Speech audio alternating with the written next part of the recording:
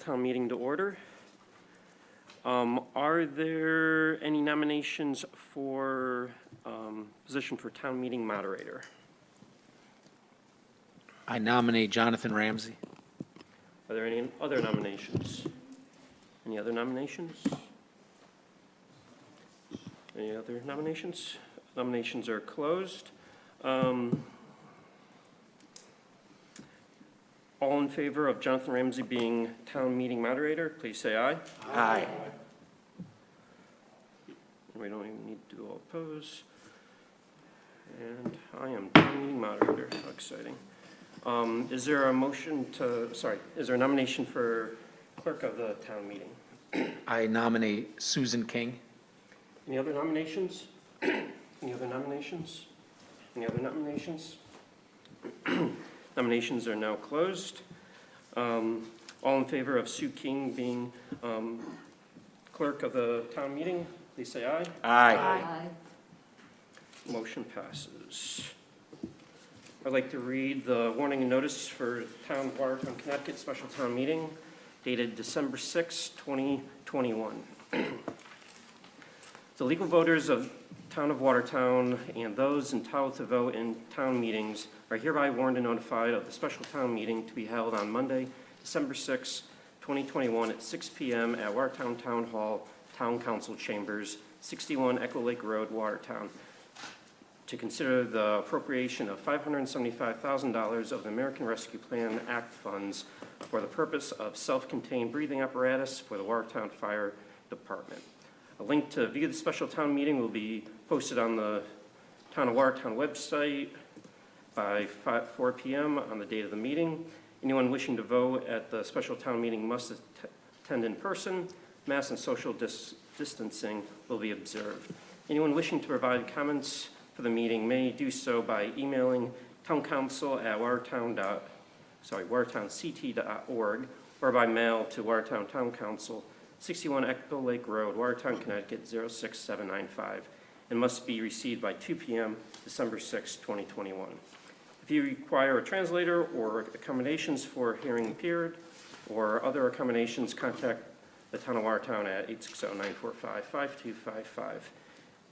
Dated at Watertown, Connecticut, this 24th day of November, 2021, signed Mark Ramo, Town Manager. Return of warning and notice, Town of Watertown, Connecticut, special town meeting. I hereby certify that the September 28th, 2021, I left the duplicate copy, the attached warning and notice of the special town meeting of the, is that the right date? September 28th?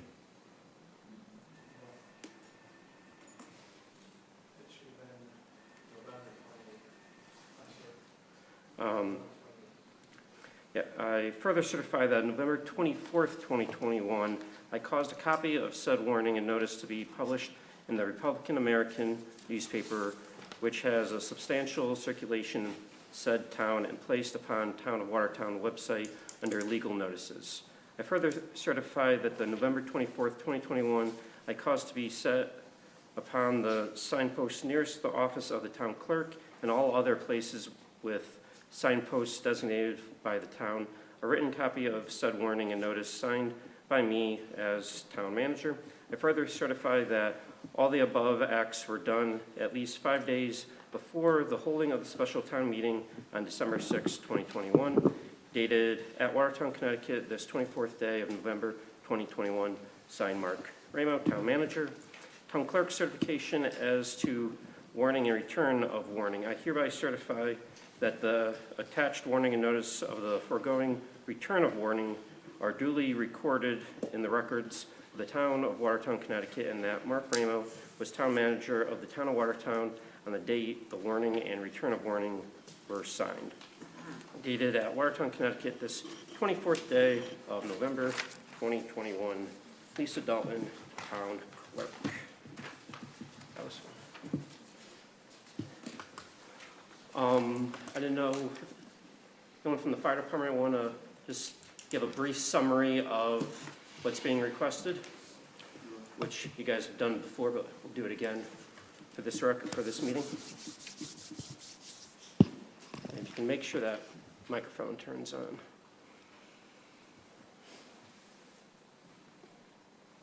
There you go. Fire Chief David Bromley, 80 Hickory Lane, Watertown, Connecticut. This appropriation is to replace our current air packs, which we use for firefighting, for getting into buildings, as well as medical emergencies for contaminated areas. This is something that was started back when Chief Black was the chief. We took an emergency appropriation of some monies back then of $125,000 and replaced half of them. Since that time, the air packs that were purchased back then have become obsolete. They are no longer sold. That company has not sold that product anymore since last year. So our current air packs, half are 6 years old, the other half are 17 years old. So we need this appropriation to replace all the air packs, which will be put into each seat of our fire equipment per NFPA guidelines. Thank you very much. Next, one second. And now if we could have our motion. I move to approve an appropriation of $575,000 of the American Rescue Plan Act funds for the purchase of self-contained breathing apparatuses for the Watertown Fire Department. And is there a second? Second. Now, if there's any discussion or question. Yeah, just a question, Chief. What would we do with the old ones? Is that something we just have to dispose of, or is there a market for them? Or? The ones that are, the NFPA rates that you should replace them every 15 years. We have ones that are 17 years old now, and we have some that are 6 years old. The ones that are 6 years old could be resold to another fire department that's using that style air pack. All fire departments, when they buy air packs, they use the same brand, same manufacturer. So that's the reason why we can't buy a different manufacturer, because it's not compatible to what we have. No, I understand that. Right. I'm not So questioning yes, that. we have 26 units now that could be resold if they were put onto the market somewhere through the town. Okay.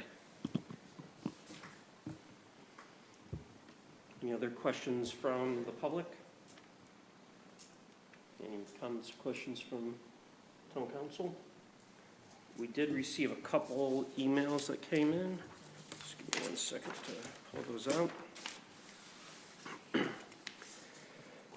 We received an email from Patty Hamaguchi, I believe is how you pronounce it. Hello, I understand that you are looking for comments related to the use of $575,000 in federal relief funds for the purpose of securing 60 new breathing apparatus units. Please know my husband and I wholeheartedly approve and support the use of the funds for this purpose. We are unable to attend the meeting, but wanted to send our thoughts to you.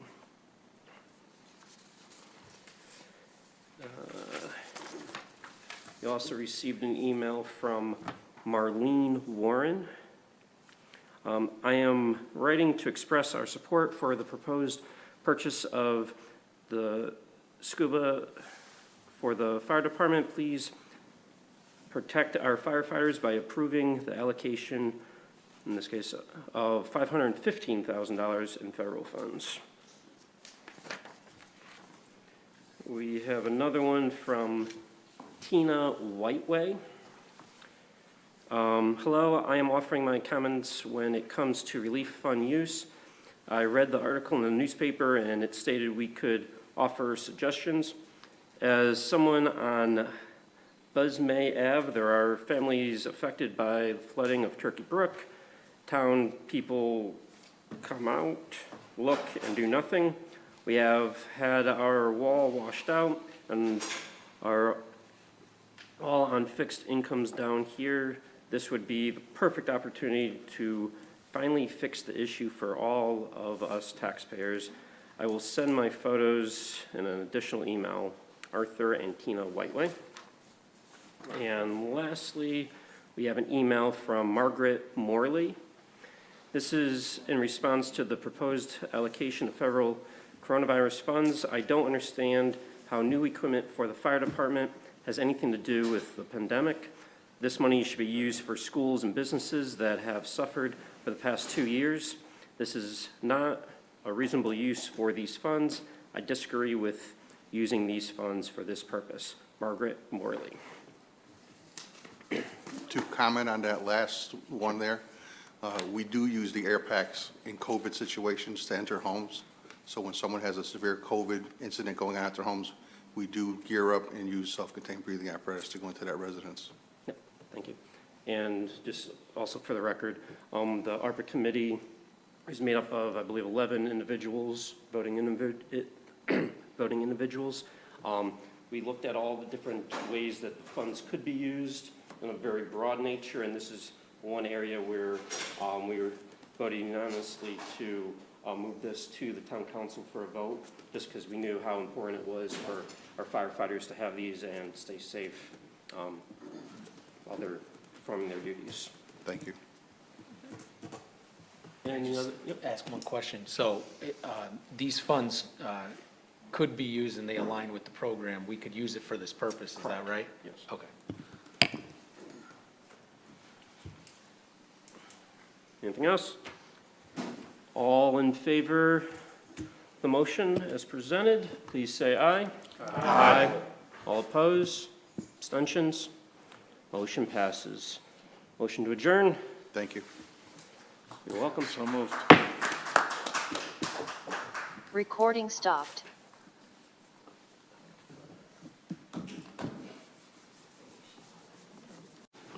I'd like to call this meeting to order. Please stand for the Pledge of Allegiance. I pledge allegiance to the flag of the United States of America and to the republic for which it stands, one nation, under God, indivisible, with liberty and justice for all. Roll call, please. Jonathan Ramsey, Here. Marianne Rosa, Ken Demers, Here. Robert DeCina, Here. Anthony DeBona, Here. Gary Lafferty, Here. Robert Ritalik, Here. Denise Russ, Here. Rachel Ryan. Here. Public comment. If anyone has anything to say, please come up to the microphone, state your name and address.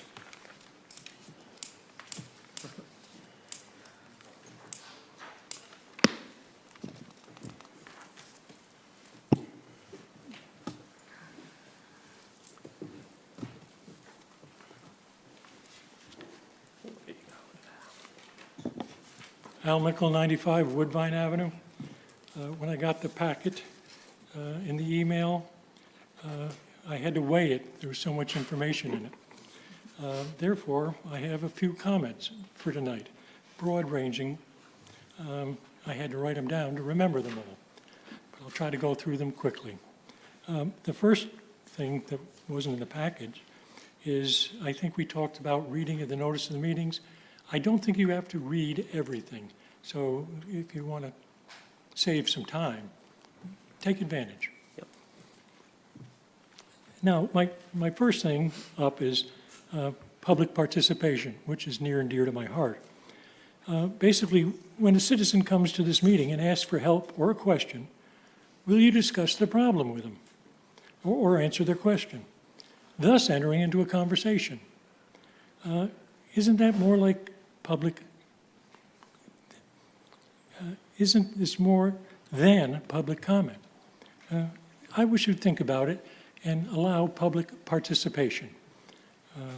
Thank you. Now, another problem that was not in the package, which I think it's a problem that won't go away, that really the noise problem in town is only quiet because of the winter months. It'll come back.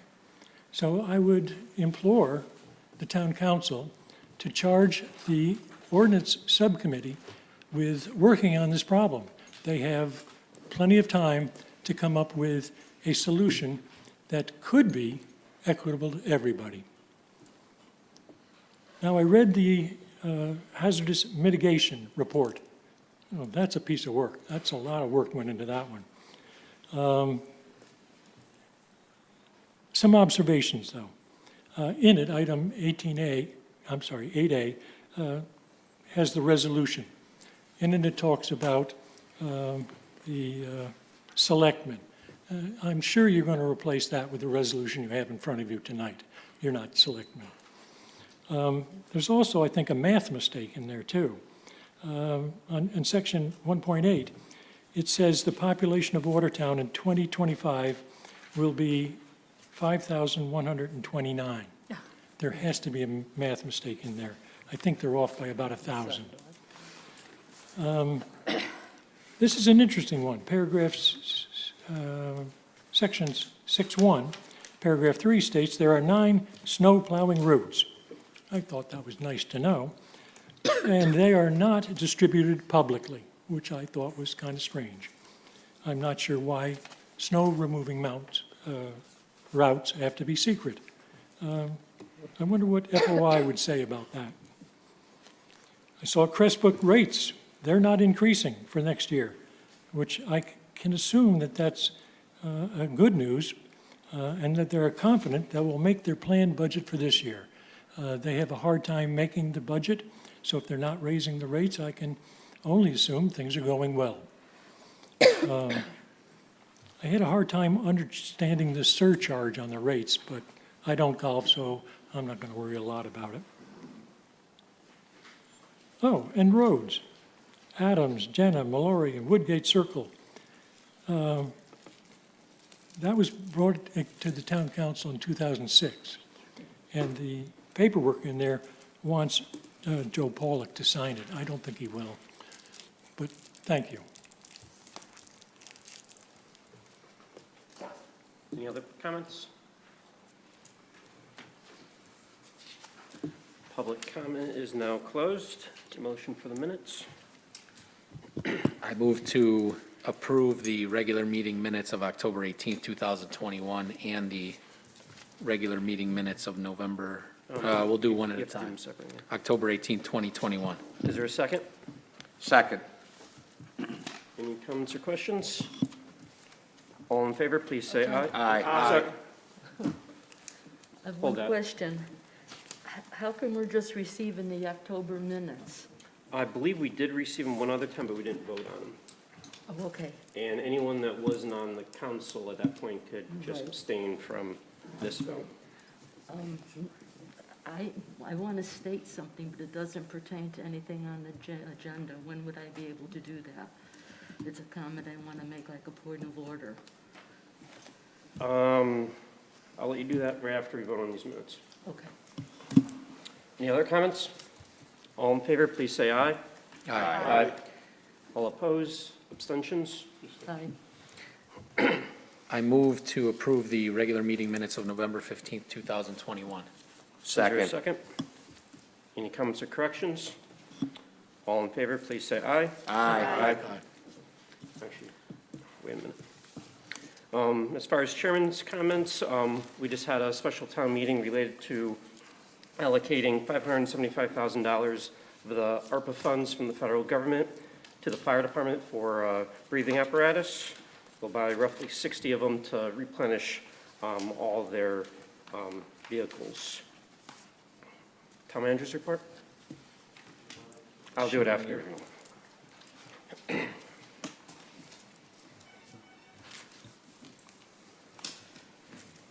Good evening, Honorable Chairman and members of the Watertown Town Council. I just have a few items tonight to keep it short. On Wednesday, July 21st, 2021, the National Prescription Opiate Litigation Plaintiffs Executive Committee and several states' attorney generals filed a lawsuit against 4 major defendants, and they announced an agreement on terms of proposed nationwide settlements to resolve all opioid litigation brought by states and local political subdivisions, which includes Watertown. 3 of the largest pharmaceutical distributors, McKesson, Cardinal Health, and Amerisource Virgin Distributors, and manufacturer Janssen Pharmaceuticals, which is Johnson & Johnson, were sued. The Attorney General of the State of Connecticut has advised all municipalities that they felt it would be in the best interest for all municipalities to join this national litigation. If agreed and adopted, these settlements will provide substantial funds to states and subdivisions to abate the opioids epidemic across the country. In addition, they will impose transformative changes in how the settling defendants conduct their business. I'm just giving you an advisory. I've spoken to our town attorney, and he's advised it would be in our best interest for the town of Watertown to get involved with this litigation as we move forward. Once we get further instruction, I will bring it back to the town council. I'm still working on the bonding package. I was not able to complete that for this meeting. I'm hoping that I'll be able to get a preliminary bonding package to our bond person for him to price it out so that you could use that as a starting point for discussions on a bonding package. This past week, I've attended the CCM conference and received my CCMO, Connecticut Certified Municipal Officer Certification. I did not receive any updated COVID caseloads this week, but I do feel at this time it's important for us to review our COVID-19 policy for Town Hall. I'm in the process of doing that, just making sure that we're still in line with CDC guidelines. And that's it. I'm going to defer back to the chairman and keep it nice and short. Thank you. Denise? Yes, okay, now? Yep. Okay. 5 minutes, yeah. I just have one question, and I don't know if it's gonna need a legal opinion or not, but our first meeting here, there was 6 town council members in the back room. And I know that is a quorum. Not if it's all the same party. Doesn't matter, it's still a quorum. It's caucus. It's not a caucus. A caucus is when you're at a convention and you're going for delegates. My And tonight, understanding- you had 5 people in there. I just would like a legal opinion stating if this is legal or not. Sure, we could look into Because that, but my understanding is we're all the same party, it's a caucus, and it's not a meeting. I mean, if the 3 of us weren't here and you go in there, it's still a legal meeting, and it's not notified and posted. So if we could get a legal opinion, I'd appreciate it because We could look into getting a legal opinion on that. it's not right. New business.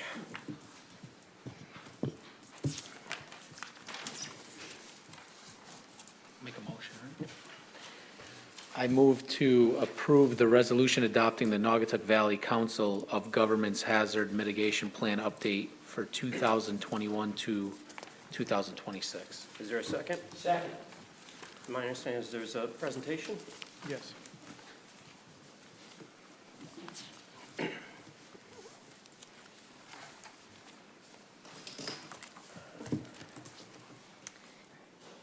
evening, can you hear me? Maybe one more time. Nope, there we go. Thank you. Good evening, Victoria Vitri with SLR Consulting. We were the firm that worked with Naugatuck Valley COG on the latest multi-jurisdiction hazard mitigation plan update. So I just have a few highlight points to go over what the plan includes, what the town will be adopting, or what is up for consideration for adoption this evening. So this is the community's 3rd time adopting a natural hazard mitigation plan. So it's technically the 2nd update. Previously, it was a single jurisdiction plan, so now the town is part of the multi-jurisdiction plan, so that includes all of the Naugatuck Valley communities. The plan that is currently up for adoption this evening has been through several reviews, so it's been submitted to the municipality, it has been posted for public review, it has gone through several internal reviews, Naugatuck Valley staff, it's also gone to DEMIS and FEMA.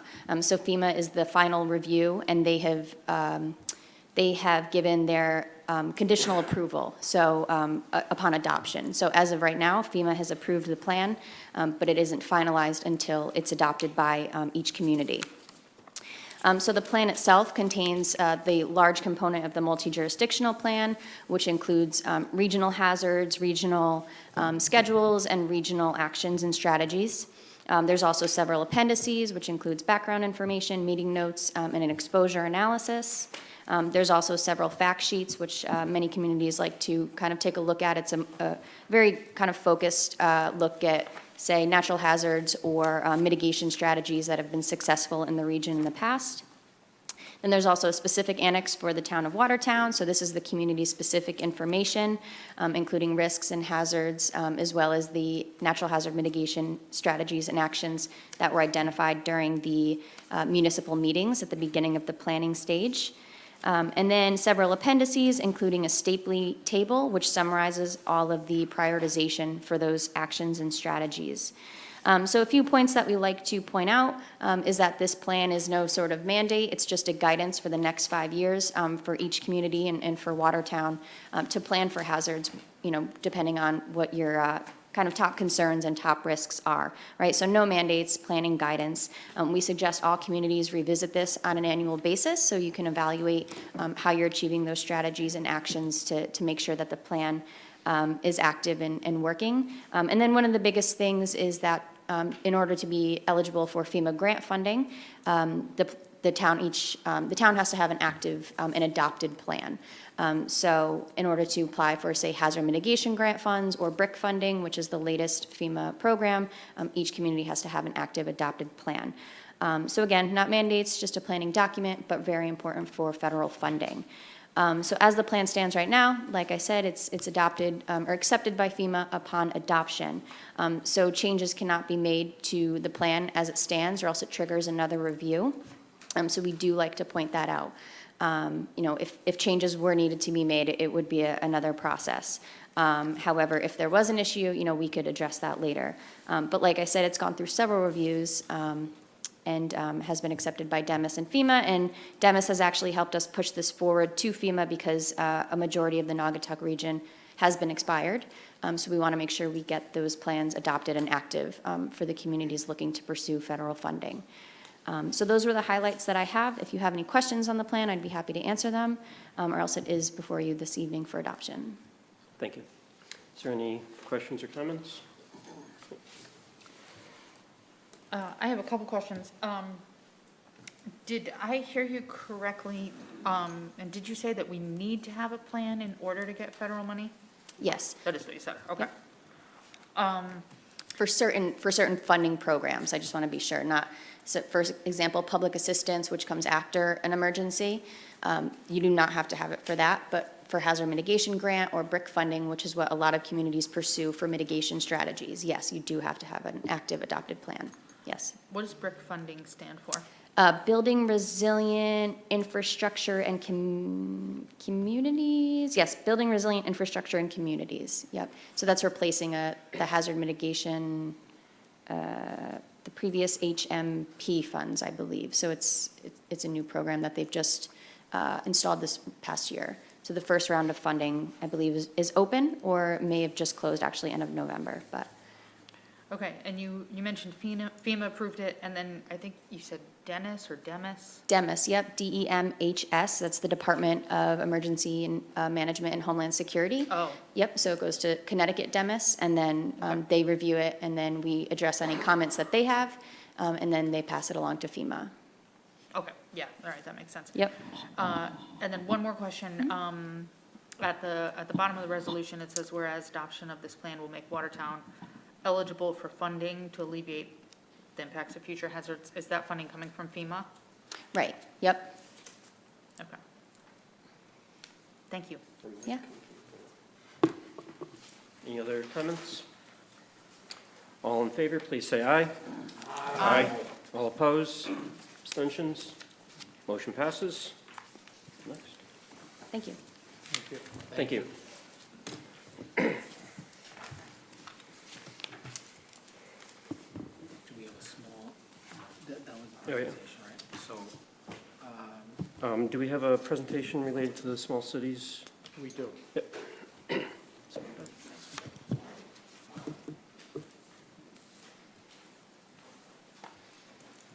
evening. Hello?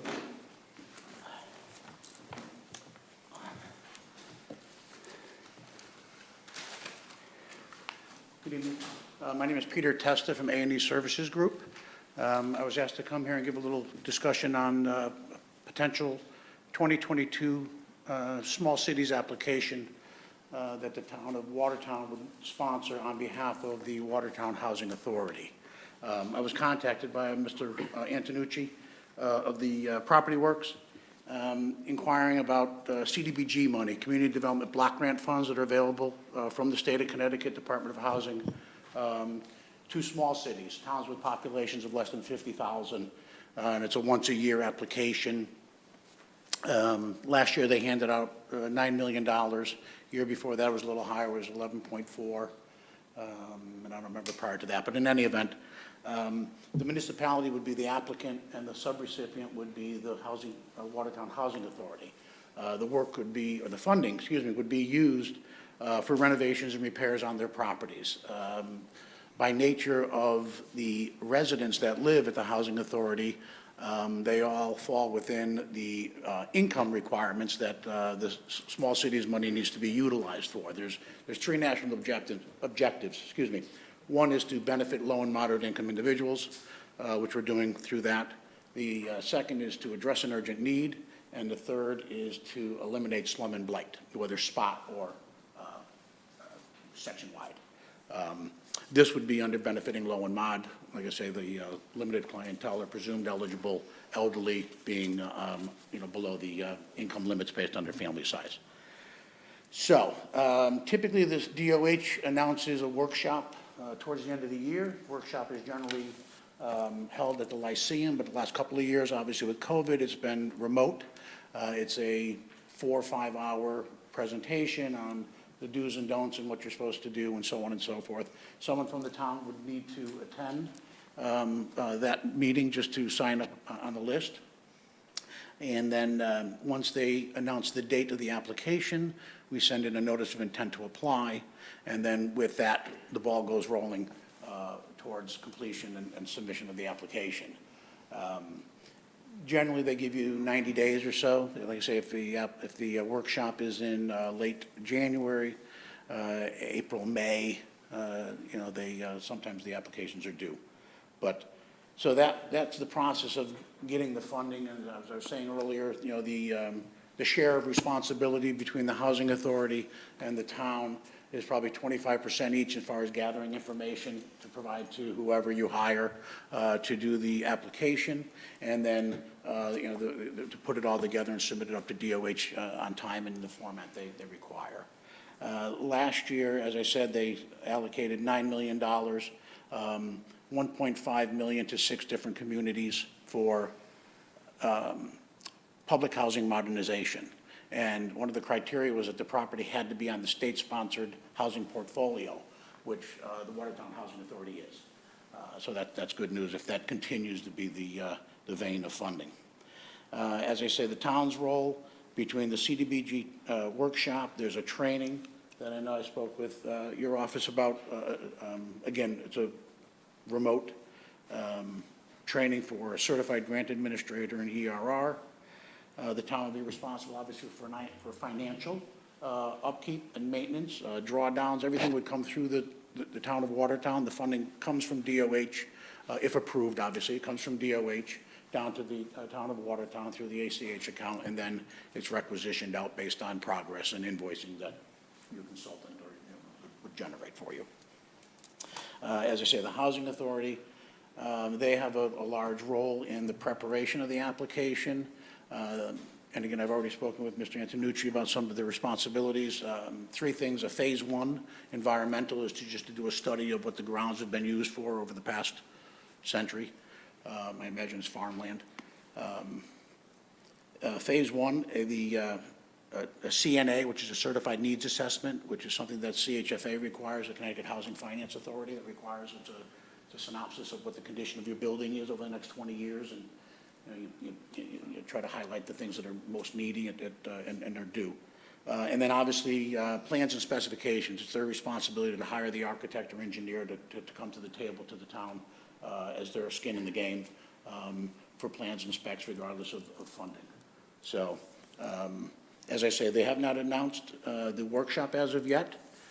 There is an RFP process that the town would need to go through to secure anybody to do it, unless you're going to write the application yourself, which I would welcome.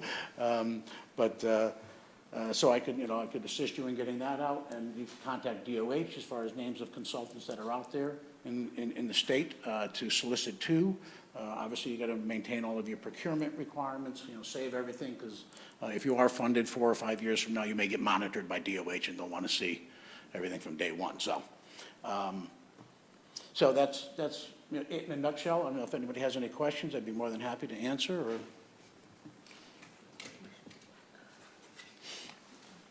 And Mark, you'll let us know when we need to do anything on our end? Yes, so Lisa Catania has gone through this process at least once, if not 2 times. So basically, there would be no extra cost to the town. It would just be staff hours that would go towards this effort. So yes, yes. That may not, there is no, well, let me, as far as cost. Typically, when you hire somebody to write the application, there's a cost to write the application, whether you get funded or not. Whether that's the housing authority that picks that up, the town picks that up, you go 50/50, and it depends on the person that applies, what their terms are. But the major cost of the oversight and operation of the project is of no cost to the town. Like I say, you don't, we say that we would put in that leveraging, like you say, hours. Some towns have waived building permit fees as a leveraging source. But again, that's yet to be determined, or how the town wants to proceed with that. Thank you for that clarification. So yes, as we move forward, we'll bring this back to the council. And ultimately, the council would need to certify a resolution, pass a certified resolution allowing the town or granting the town to submit the application on behalf of. And typically, your application costs are $3,000. So it's not like you're spending $30,000 or $40,000, you know, on preparing an application that may not get funded. But there's a lot of work that goes into them. Our predecessors used to do them for free, but it's not prudent. So, but anyway, Thank you for the information. of course, thank you. Thank All you. right, thank you very much. Move on to 8C.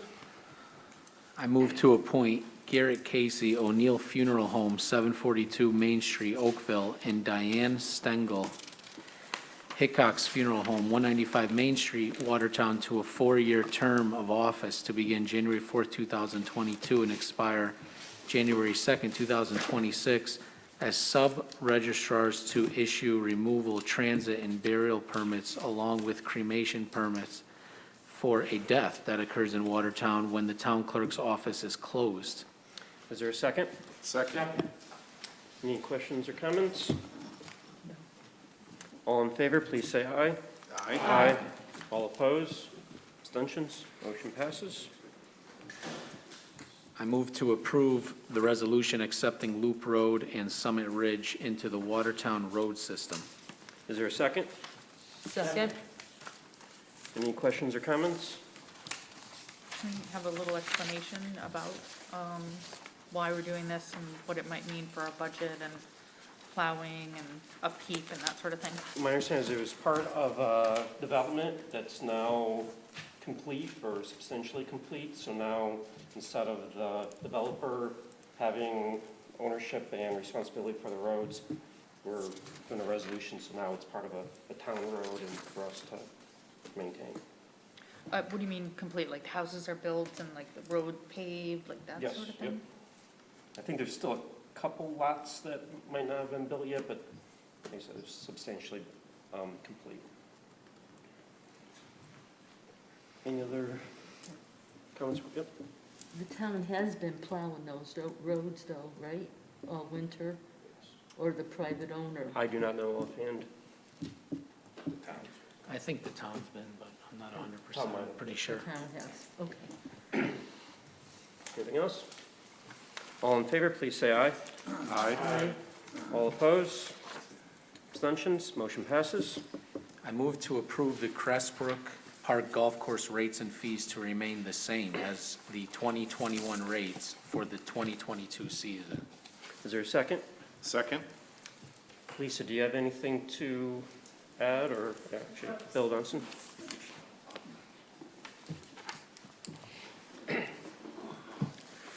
Bill Doniston, 105 Dunrobin Lane, Chairman of the Park and Rec Commission. This is Ken LaRosa. Ken LaRosa is the Chairman of the Golf Course Subcommittee. And of course, everybody knows Lisa, the Director of the Parks and Recreation. After much discussion, when we looked at the rates this year and previous years, we decided that we are not going to put in for a rate increase this year based on several factors. First of all, we did a rate increase last year, okay? At a meeting we had with the town manager, Suzette Pone, we were informed that we made $175,000 profit for a change. We've been coming to you year after year and asking, when are we going to be turning a profit? That was for the year 2020, 2021. Suzette Pone, with her accounting department, was able to tell us that we're in that same direction this year for making another profit. Part of the reason why was we kept our rates low. We didn't go hog wild and try to make up deficits by overcharging. One of the things that you don't have before you is we are going to raise our rates for tournaments. So there will be a fee increase, but it's only going to affect a smaller amount of the golfers. Golf is a discretionary spending item. We also looked at our general overall economy of the United States. Inflation rate is going up, which hits the discretionary money. Our current administration's policy on energy is driving our gas prices through the roof. Remember last year at this time, we're about $1.20 less a gallon. Okay, another discretionary spending item. Golf is discretionary spending. We need to do whatever we can do to keep this trend going. Rounds of golf are about the same. Not last year because the vote wasn't taken, but 2 years running, Crestbrook Golf Course has been voted the #1 public golf course in the area. Okay. That has to do with the business plan that's been put into effect up there, which is not only the rates that we're charging the golfers. It's also the maintenance of the course, the upkeep of the course. That's what's bringing golfers back. We instituted an online tee time system, which took us from answering a phone call when somebody's there. There's nobody answering the phone right now at Crestbrook, except an answering machine. Tomorrow was a nice day and we were open. Somebody could book an online tee and have a tee time to play tomorrow. That took Crestbrook into the future. We're open basically 24/7 when the course is open. We have shut the course down as of dusk Sunday night and start letting the maintenance guys get up there. There's some tree work that needs to be done, dead trees, before they fall and damage the course and create more money, and the normal maintenance of mowers and other equipment during the wintertime. So we are asking for no rate increase for the normal rates, but we are putting in for a rate increase, which we approved at the last meeting for the tournaments. So there is something that's not before you because that's something that didn't need to come before the council, us doing the rate. So there is a nominal rate increase for a certain section of the course, the tournaments. And one of the things we modified our tournament outlined, where we're trying to get away from weekend tournaments because now we've seen the business shift where a lot of weekend golfers. Weekend, we're considering Friday, Saturday, and Sunday. And we don't want to lose what we're getting now. People coming to the course and having a tournament. Tournaments, depending on the size, basically shuts down the course for a certain amount of time. You don't want to be shutting down the course at 10 o'clock on a Saturday morning when you have the possibility of having 140 golfers paying full boat as opposed to a discounted tournament rate. So, are there any other questions that I can possibly answer for you? Any comments? Thank you. Thank you. All in favor, please say aye. Aye. All opposed, abstentions, motion passes. Thank you. Thank you. I move to approve the appropriation in the amount of $2,500 to the Watertown Police Department for law enforcement equipment, funds received from the Watertown Lions Foundation. Is there a second? Second. Any questions or comments? All in favor, please say aye. Aye. All opposed, abstentions, motion passes.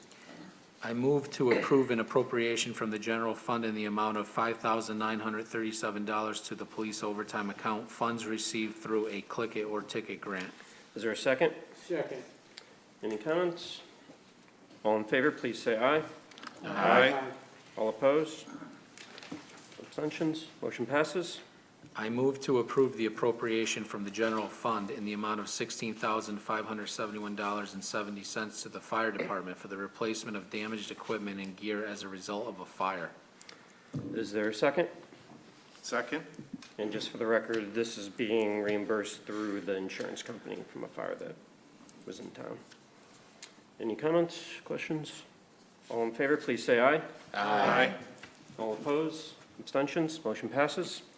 I move to adjust the part-time, seasonal, and temporary employees' wage schedule for equipment operators for inclement weather operations to $9.75 above minimum wage. Is there a second? Second. Any questions or comments? Is All- this just, I'm sorry, is this just to give them an increase, or is it for added people to? It's an increase in hourly wage for the people that have that We're not position. hiring more people, it's just an increase? What we're voting on is an increase in the hourly wage.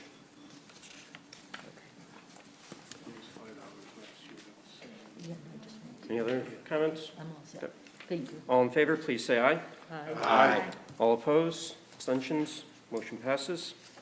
I move to approve the resolution authorizing the transfer of funds between line items for the fiscal year 2021 to 2022. Is there a second? Second. Any questions or comments?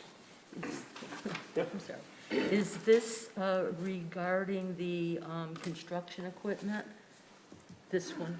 It was The moving from the resolution. equipment line item that to a coming? lease. I might be at the wrong one. If I could find my paper. No. It's the transfer between, that's, Yeah, it's $44,000 from, removing it from the construction replacement fund in order to pay a lease. right, the question is, if we have to move money from one line item to another to cover the second lease payment, are we gonna be having to do this every year? We don't have enough money in? Do you want to explain the scenario? Short answer is no. but-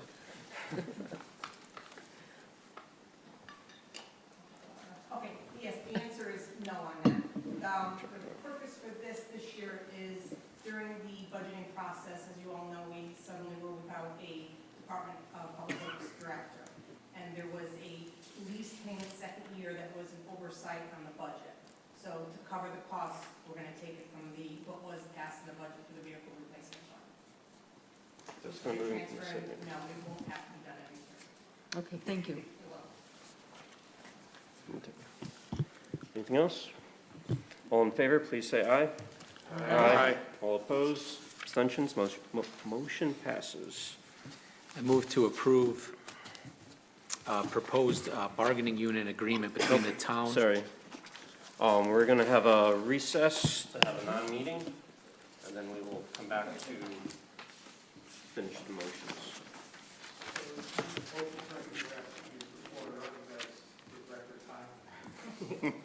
So we'll just have a longer recess. Recording stopped. I'm gonna-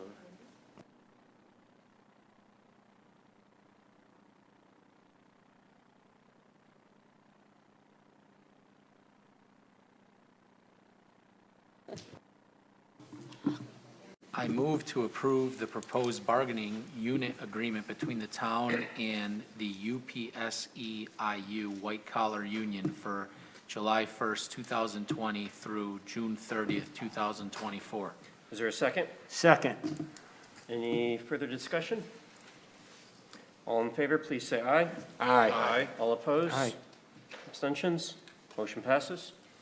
I move to approve the proposed bargaining unit agreement between the town and the UPSEU Telecommunicators Union for July 1st, 2021 through June 30th, 2025. Is there a second? Second. Oh, go ahead. I'm sorry. Any discussion? All in favor, please say aye. Aye. All opposed? Abstentions? Motion passes. Motion to adjourn? So moved. Second? Second. All in favor? Have a good night. Aye. Recording stopped. So we should hang on to this, right? Yep. Thank you, sir. Probably the exact